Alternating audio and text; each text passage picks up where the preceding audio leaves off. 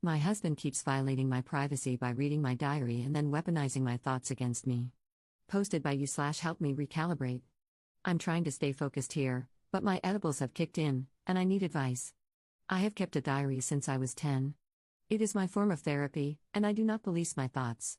I have never let anyone read my diary. My husband and I started dating over a decade ago. One day, a couple of months in, he was over at my apartment, and I had hopped in the shower. When I came out, he was sitting on the bed, shell-shocked. He said he read my journal, which was mostly about my life as a newly single woman. He told me it really stung to read all that. I asked him, but wait, hold on, how'd you find it? He said he was looking for matches. He couldn't tell me why he kept reading even after he knew what it was, but his apology was sincere, and I forgave him. Not too long after that, things got messy. He started getting either very sad or very angry while referring to things he read. His feelings were so intense that I started apologizing for my thoughts. Anyway, we got married. A decade later, I was thinking of a divorce and wrote a ton to process my thoughts about some sensitive topics. Again, he stumbled upon my journal and read it all. I was pissed, but he convinced me that he would never do it again. Besides, he was really hurt by the things I wrote, and I felt bad. I let it go, but he started getting sad or angry again thinking about what he had read. Once more, the intensity of his feelings led me to apologize for my thoughts. Now here we are, married with kids, setting up Scrabble on a Friday night. He went to find a piece of paper and came back quiet and distracted. I asked if everything was okay. He looked at me sharply and told me that he just read my journal. I tensed, thinking of how I recently tackled some tough feelings related to our different ethnic and religious backgrounds. I wrote things that would have been hurtful to read, and I was mortified knowing that he did read them, but I was also annoyed. I told him, wait, you read my journal again? He blamed me for leaving it out and accused me of being a bad person for what I wrote, but honestly, I wasn't listening to him anymore. I just wanted to know why we were dealing with this again. It's pretty effing basic knowledge that one shouldn't read other people's diaries, right? But look at him, forcing his way into my brain and shaming me for what he saw. I surprised myself by slamming my hand on the table. You read it a third time? We were both hurt, but he was accusing me of overreacting while minimizing and deflecting from his behavior. He called me overly emotional when I cried over how violated I felt. This feels so wrong, like I committed a thought crime. So, am I wrong for insisting he's 100% wrong? I'm so mad, but I am doubting whether my reaction was proportional to what he did. On a scale of 1 to 10, 10 being terrible, what would you rate someone reading your journal? And would you apologize for the things you wrote? Top/relevant comments. Commenter. He has broken your trust 3 times, and after the first time, he knew that he might not like what you had written. It sounds like he uses reading your journal as a way to understand how you're feeling, rather than actually asking you. The whole point of a journal is that you get to articulate your feelings, unedited, in a private place. He has disrespected that on 3 separate occasions. If he didn't want to be upset by what he read, he shouldn't have read it. Commenter 2. You willingly married someone after they proved time and again that they have no problem crossing your boundaries and then punishing you for what's inside that journal. Leave that man. He will do it again, and if you think he's only done it 3 times, you're naive. You need to leave him. Not the jerk, but you will be if you stay with someone who punishes you for your thoughts and violates your boundaries time after time. Op adds an edit to her post. Thank you all for your comments. I am overwhelmed. For those suggesting therapy, I have been in it for a long time, and I credit it for helping me listen to the little voice in my head instead of ignoring it. Therapy gave me the insight to see what he was doing in real time. But to those saying I'm the jerk and everyone sucks here, all I can say is that this type of behavior has been normalized so much for me, and I have been gaslit for so long, that I automatically convinced myself it wasn't that bad. I feel like I'm emerging from the upside down, and I have to relearn basic social norms. You have no idea how sad all of this makes me. Op adds a second edit to her post. We talked today, and he continued to minimize what he did and kept steering the conversation to how hurt he was reading what I wrote. I kept asking him if I shared those things willingly with him. When he said no, I told him that he can then deal with the consequences of his own actions by himself. I kept stressing to him what a big violation it was and that I needed space to think. I guess he's been stewing about it for the last few hours because tonight he started to yell at me in front of our kids and angrily told them about what I wrote. He literally told them that I don't like that they are from his culture. WTF, man, why are you hurting them? To hurt me?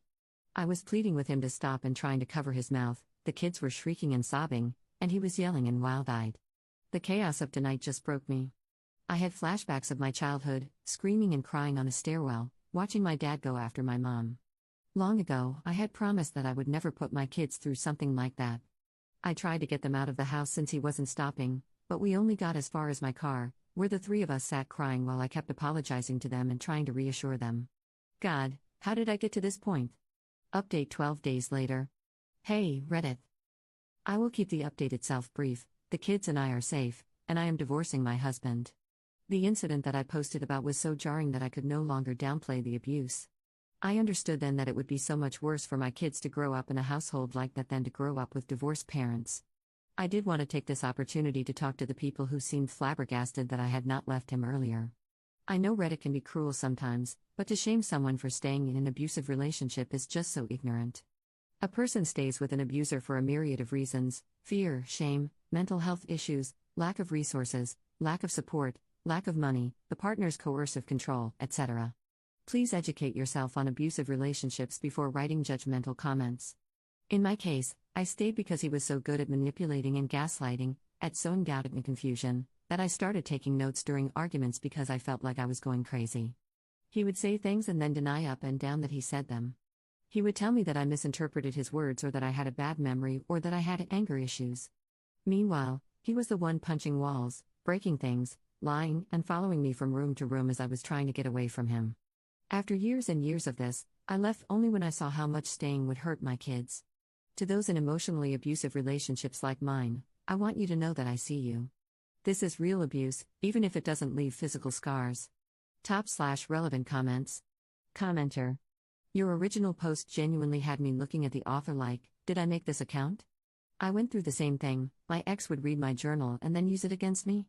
Typically, he would use it to undermine me and make me think I'd told him things I hadn't. But one day, he read about a guy I had been talking to. He had asked me to open the relationship and we had, and that upset him, so he came into where I was sleeping, threw the diary at my head, and started screaming at me and laughing maniacally. Thankfully, the relationship was broken enough that was one of a few last coffin nails. Instead of cowing me further, it pushed me out. I'm so happy that I got out of there.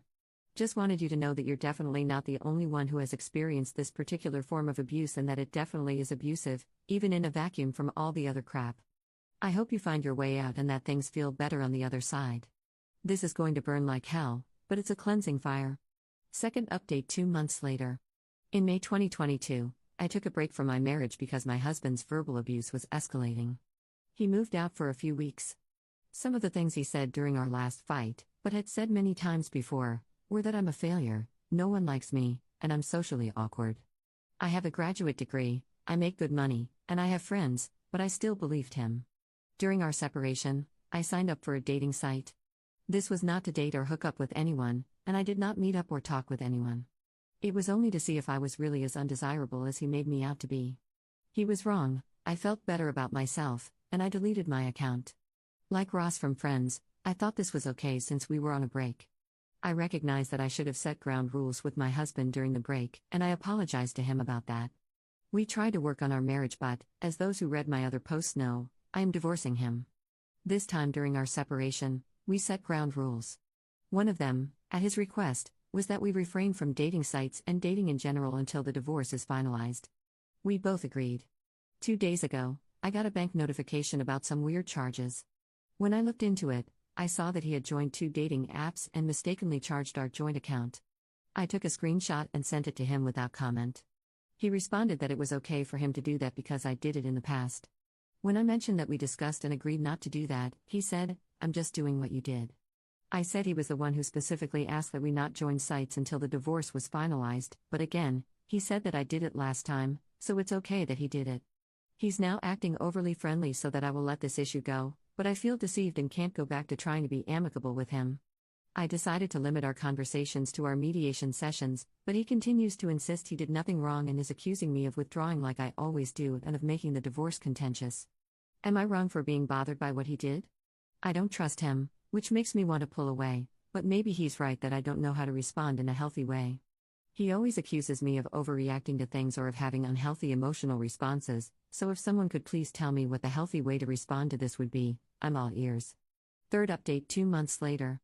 Several months ago, I turned to Reddit because I knew something was wrong in my marriage, but I needed an outside perspective to tell me how wrong.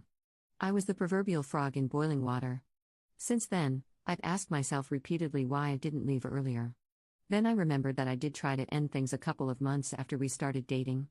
He was love bombing me, and I felt smothered. When I told him that I wanted space, he was devastated. I see now that that was the turning point. I prioritized his feelings over mine. I gave him the benefit of every doubt.